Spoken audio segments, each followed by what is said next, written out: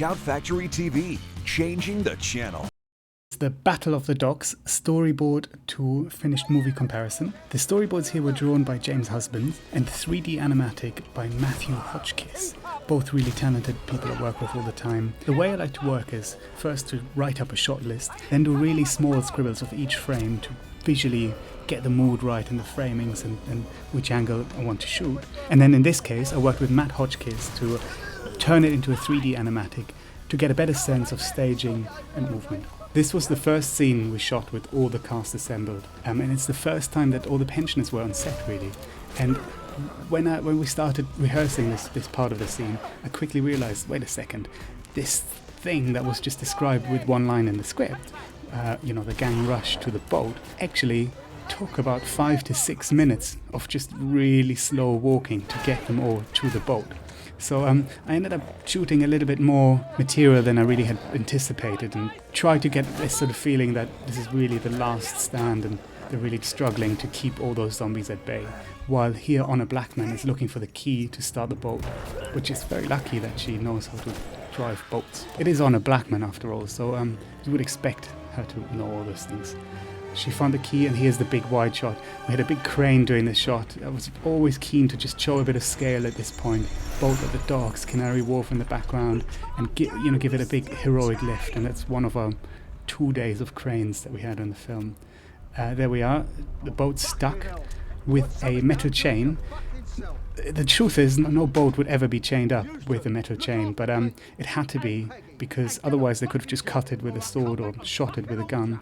So there we are, metal chain. No one complained, but it's not how you would tie a boat up. Low angle shot, I was very keen, just show Ray as a hero.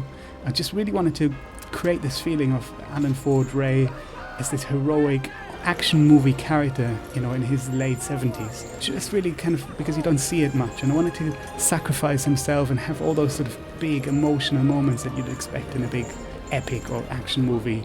And here it is, him against the zombies, saving his family and his friends while facing certain death. I was very keen here to just show him sinking down in the masses of zombies, quite poetic if you like, and have a beat of everyone thinking he's dead, and that's it. And at some point we were advised that he should die at this point, that it would be emotional and important for the film, but I was very keen not to do that. And here we are. The family joins together, no more squabbling, they're all united in one goal to avenge their granddad. And this low angle with the three of them framed was so important to me, just to show that this is when they come together, this is when they're really fighting together. All throughout the movie they couldn't really quite connect, and here we are uniting to save or avenge granddad, but he doesn't need any avenging because he's still alive.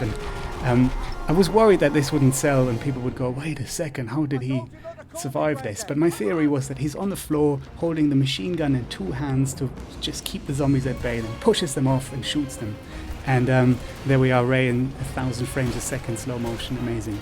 And this sequence here is a short sequence. To me it's key though, because it shows the family united in a big action sequence, and it's kind of the emotional payoff for the movie, for the journey. It's the first time everyone's working together. They're really kind of, we see them as a unit, we see them just coming together and working together as a team.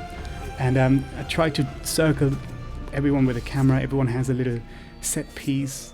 We see how they swap weapons. Just wanted to feel like they're really having a good time and they're really at the best, of fighting at the best they could do, and slicing legs off. And then of course here, Granger coming back. He was the crux, the start of the movie. He was going to tear down the pension home. He symbolizes the new encroaching upon the old values of East London. So he must be shot. And there we are, slow motion, action movie shot. I felt that we don't do that much in British movies, so really wanted to give the audience something to enjoy there, and just something with big heart and big emotion.